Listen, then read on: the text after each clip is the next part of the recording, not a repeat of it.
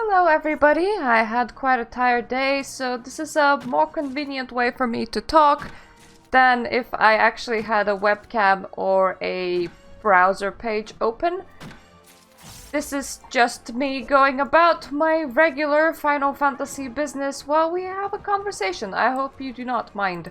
So I recently watched Germ Sterling's a video about Resident Evil and Final Fantasy VII Remake. Interesting way to name a video, but alright. And I remember reading a PC Gamer's article about why the person, specifically the person writing the article, kept on coming back to Skyrim over and over and over again. So I kinda decided to talk about this. And the video topic, if you haven't read the title, is why we return to old games over and over and over again instead of playing new ones, or something along those lines. Probably something more concise and less word garbage. It has been a very long day today. I am very sorry. And unlike Jim Sterling, I am not gonna blame the video game industry for this. He believes that it is 100% the video game industry's fault, that they just stopped offering what people wanted. However, if you ask a particular person what their particular favorite time in the video game industry is, the answers will be very different.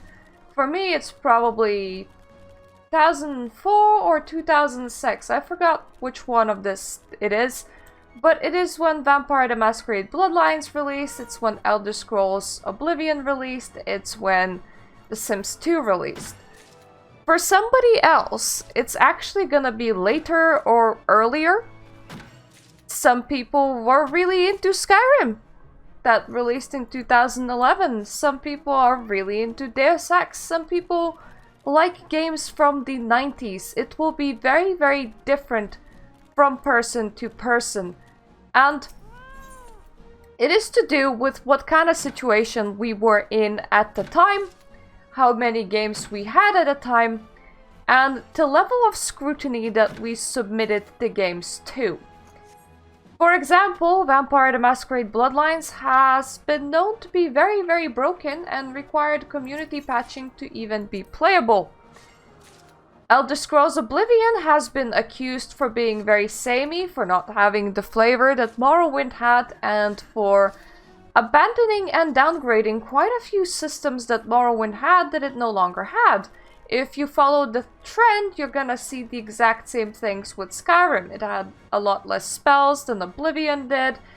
It had simpler quests. It really just simplified a lot of systems.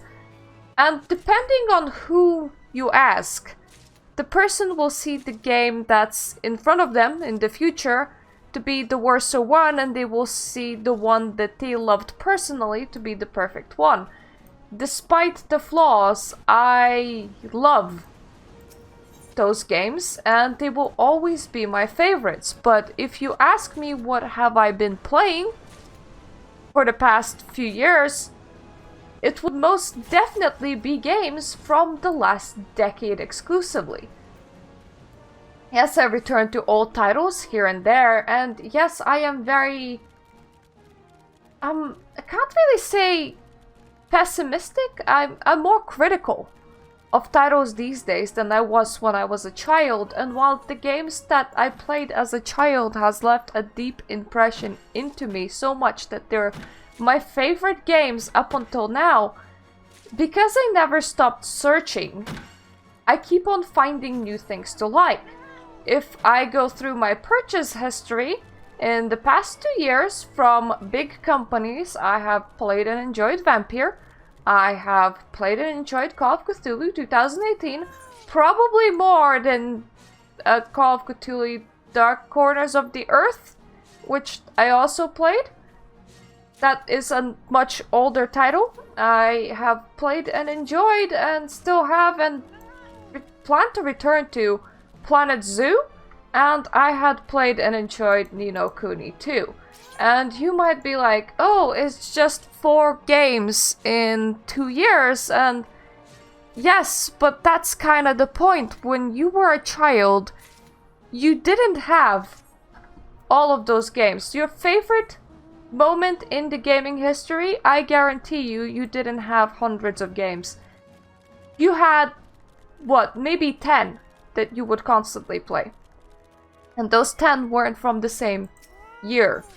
Well, it's exactly the same these days around. You search and you find what you like, and you cannot expect to find what you like every single, like, few months.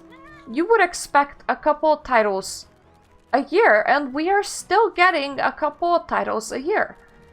Then we have the tendency to not to remember all of the super bad titles from the decade that we're drawn to, such as I left SimCity Societies far behind me.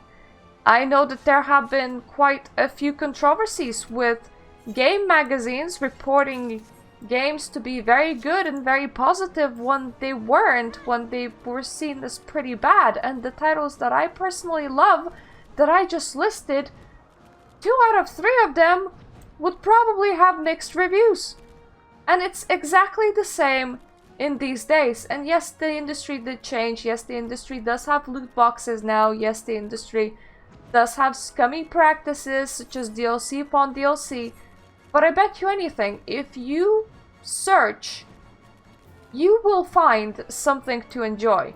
The issue is that now you have very little time as an adult, you have work, you don't want to search, you want to come back home and you want to enjoy something, so you gravitate towards what you already know is enjoyable. You gravitate towards what you already enjoy, which would be the games from whichever decade is your favorite in gaming, and whichever games are your favorite. You do not want to try things because you might have gotten burned on a couple of titles, you might not want to spend money, or you might just want to have a good time, and you're guaranteed to have a good time in what you know.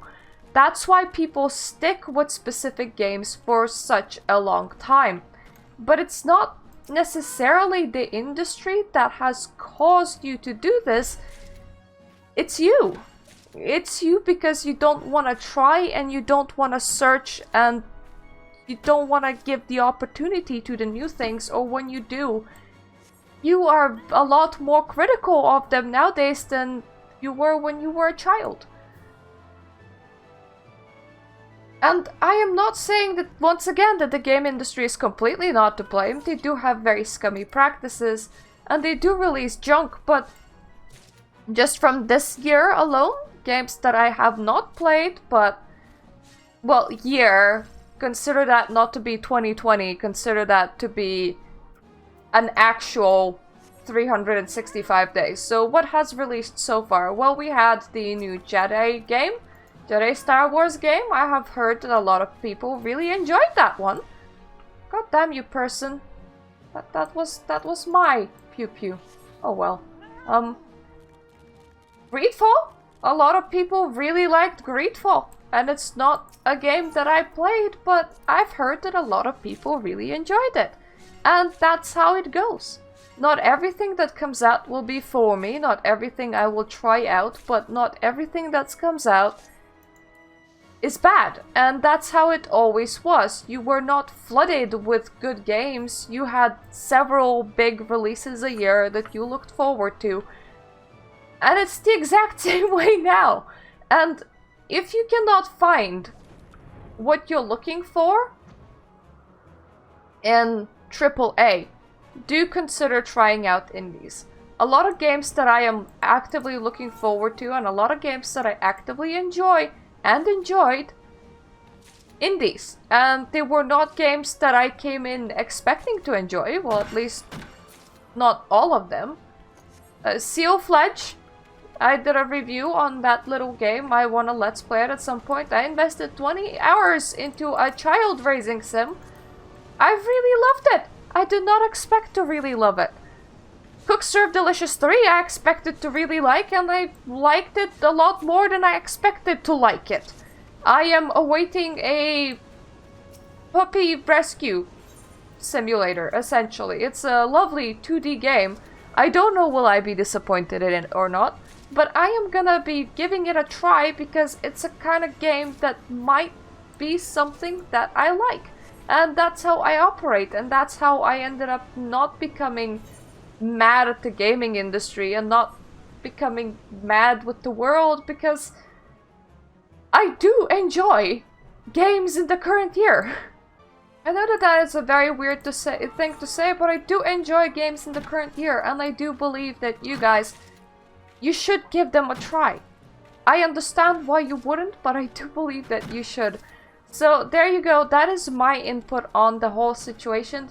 Please feel free to disagree with me in the comments below if you feel like you should, and I hope I'm gonna see you in my other videos. And also, if you like my content, please subscribe and feel free to discuss these things, because that is what drives me forward. I love hearing opinions, I love hearing other ways of thinking, or what other people might be thinking.